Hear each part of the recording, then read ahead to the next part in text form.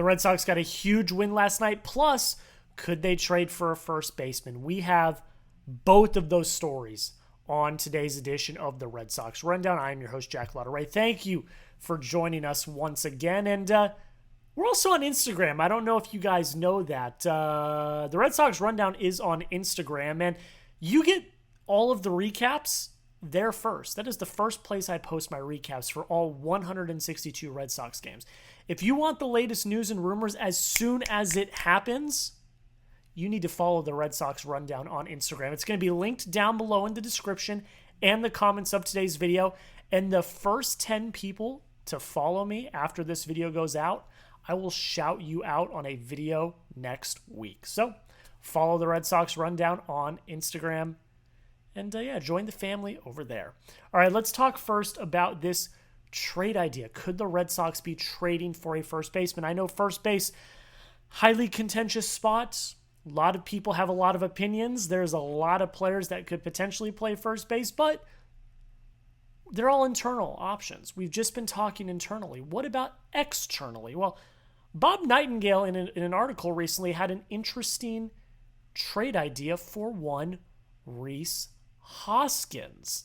Here's what Bob Nightengale had to say. He said, if the Boston Red Sox are still looking for a first baseman at the trade deadline, Rhys Hoskins of the Milwaukee Brewers could be a perfect fit.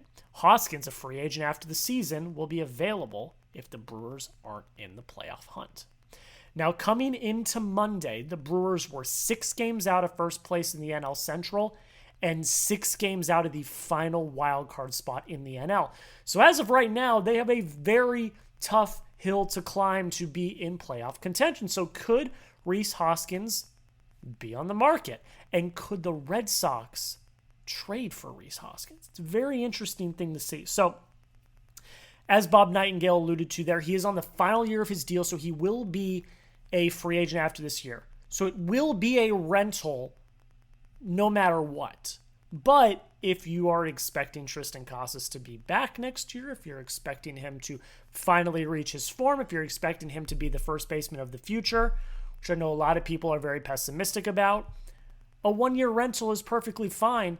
Just get the guy in here to help the rest of the season, a potential playoff push, and then if they make the playoffs, a playoff run.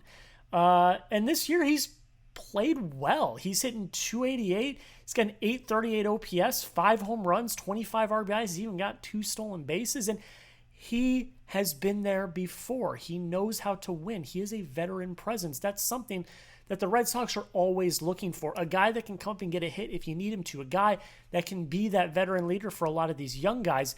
That would be a very valuable piece to this Red Sox clubhouse. And I kind of like it. I'm not going to lie, guys. And since he is on an expiring deal, he's not going to cost that much. We'll talk about it here in a second, what I think a trade could look like. What does that mean for Kristian Campbell and Marcelo Meyer, though? I think they're still going to find a way to get those guys into the spots to succeed. Because, again, I don't think if a trade like this were to happen, I don't think it would happen until the trade deadline. I don't think it would happen until the Red Sox prove that they are a legitimate playoff contender. Because right now they haven't shown that. They are a 500 team. If they start to get their stride, if they start to win some series, if they start to get above 500, start to push for the division, and start to show that they're a legitimate threat, then this conversation becomes a lot more interesting.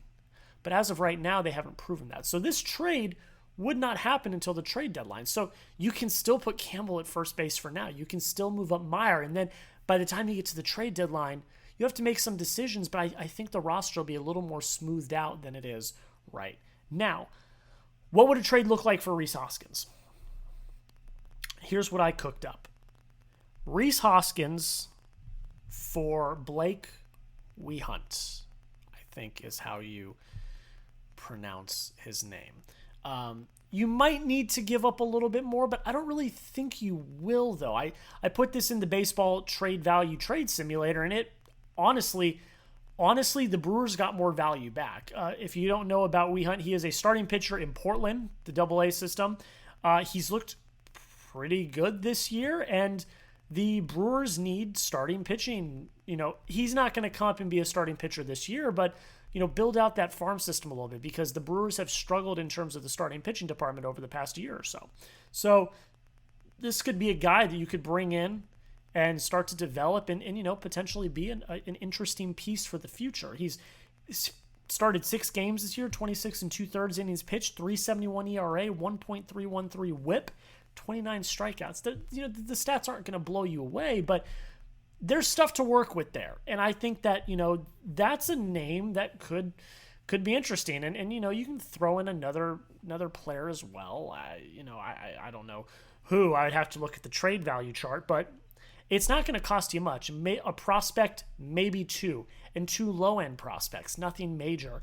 Because Rhys Hoskins, while he's good, he's not a world beater, and he's on an expiring deal. So I think that this trade's very interesting. Maybe you might want to add another player on there as well to sweeten the deal. But you guys let me know. Would you make this trade? T for trade, P for pass. I would certainly do it. It's something you desperately need. And I think that the Brewers get a prospect in return that is an interesting developmental piece. So you let me know. T for trade, P for pass. Would you make this trade? Let me know. I would make the trade. I mean, it's my trade proposal. But just trading for Rhys Hoskins in general, he would give you a power bat on the right side that has playoff experience. And I was listening to the Section 10 podcast today at the time of recording this, and they were talking about how no one on this team really knows how to win. You've got Alex Bregman, who won with the Astros. You've got Rafael Devers, who won in 2018. But other than that, the rest of this team just doesn't know how to win. They don't know how to be winners. They've played a lot of 500 baseball, a lot of these teams. So, bringing in someone like a Hoskins who's got playoff experience, who knows how to win, that's a proven commodity. Like, I would never be opposed to that. And if you only have to give up 1, maybe 2 mid-level to low-end prospects, I would do that, no doubt about it, any day of the week, 24/7. So it's an interesting proposal. It's an interesting, trade piece. And if the Red Sox need a first baseman, if Kristian Campbell doesn't work out or something else, I would definitely consider it if I were Craig Breslow. We're going to recap the game here in 1 second. The Red Sox got a much needed win over the New York Mets, who are one of the best teams in baseball right now. But before we do that, make sure you hit that subscribe button. We are trying to grow this community as quickly as possible. We are less than 200 subscribers away from our next major milestone of 2,000 subscribers. If you love the latest Red Sox news, if you love rumors, if you love recapping every single Red Sox game, this is the place for you. Hit that subscribe button and join the family right now. All right, Red Sox win 3-1. 3-1. Great game. Absolutely what you needed. They were able to regroup and respond to the loss the day before and start to build a little bit of momentum. You face Kodai Senga, who has been one of the best starters in all of baseball this year, and you put up the most runs any team's put up on him so far this year. Incredibly impressive. Let's start with the pitching. Hunter Dobbins was great. Now, he only threw 66 pitches. I felt like he probably could have gone another inning, but he did exactly what you needed him to. He went 4 2/3, 5 hits, only gave up 1 earned run, which was the lone run of the game, 1 walk and 2 Ks. Not a lot of swing and miss today. A lot of weak contact and things like that. I mean, he has fully earned a spot in this rotation. I think that once Fitz is back, Buehler pitches today, but I think once Fitz is back, you're going to have some uncomfortable conversations. And I don't think any of them should be with Hunter Dobbins. I think Hunter Dobbins has earned his spot on this rotation. And I don't think he should go anywhere anytime soon. I think right now he's your second best starter in the rotation. We'll see how Buehler pitches today, but Hunter Dobbins, other than 1 outing, has been phenomenal. And so that's something that you absolutely love to see, that this young player, this rookie, has come up and absolutely cemented himself in this rotation. It has been so great to see. The bullpen was phenomenal. Justin Wilson struggled a little bit. He won 1 inning, 1 hit, 1 walk, did also get a K, did also strike someone out. Greg Weiser came in, pitched well. He also had a hit and a walk. He did strike out 2, though, in an inning of work. Justin Slayton came in a big spot and was awesome. He went an inning and a third. He struck out one, looked really, really solid tonight. And then Aroldis Chapman gets the save tonight. He went into the ninth, 1 hit, 1 K, closed it out for the Sox. The Red Sox pitching as a whole looked really good tonight. And that's why, I do get mad at Cora for just leaving Sean Newcomb out there in the last game to just kind of fall on his face and give up 3 runs and kind of put the game out of reach. But because he did that, the bullpen today was ready to go. So, I understand why he did that. I didn't love the decision, but I understand why he did it. And the bullpen was full steam ahead today and looked really, really good. Let's go back to Hunter Dobbins. Grade his outing. You know what we're doing. We're grading the outing. A, B, C, D, or F. Grade Hunter Dobbins' outing. I'm going to give it a B+. Did give up the run. Didn't have a lot of swing and miss, but still looked very solid. I thought he looked phenomenal. A, B, C, D, or F. You let me know. Grade Hunter Dobbins' outing down below in the comments. The lineup, it was Jarren Duran was the spark plug today. 2 hits, a double and a triple. He scored a run. He had an RBI. Looked really good. Raffy went 0 for 2, but had 2 walks. Scored a run as well. Bregman went 1 for 3, had an RBI and a walk. He only struck out 5 times tonight, which was really great to see, and 2 of those came from Ceddanne Rafaela. Trevor Story had an RBI today, which was really great to see. He only went 1 for 4, but this is what I was talking about in my video yesterday. Every day you see signs, you see at-bats where he draws long at-bats, and you start to see him looking better. Now, he did have a strikeout today, which didn't look good. It wasn't that competitive of an at-bat, but he's got his instances where he's starting to come around, and it looks really great. Nick Sogard had a rough day, 0 for 4. David Hamilton had a hit today as well. Carlos Narvaez was the other high point of the lineup. He went 2 for 3. He scored a run, also walked as well. He was on base. I mean, you did what you needed to do. You didn't totally capitalize. You went 1 for 11 with runners in scoring position. You left 9 runners on base. So if you would have lost this game, that would have been really, really bad. But you didn't. You did just enough, and your pitching picked you up.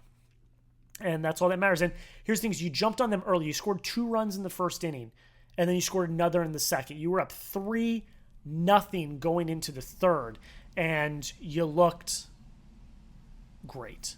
You jumped right on Kodai Senga. Senga still went 6, but that was, I believe, the most runs he's given up in his start this year. So you jumped out into the lead. You put pressure on their offense and their defense instantly, and you were full steam ahead. I really liked the approach they took tonight. Of course, you would have liked to convert more with runners in scoring position, but you did enough to get the win, and that's all that matters. You let me know in the comments. Do the Red Sox win this series? Y for yes, N for no. Walker Buehler's on the mound today. Garrett Crochet's on the mound tomorrow. I think they win the Crochet game, and I feel a little better about today's game as well.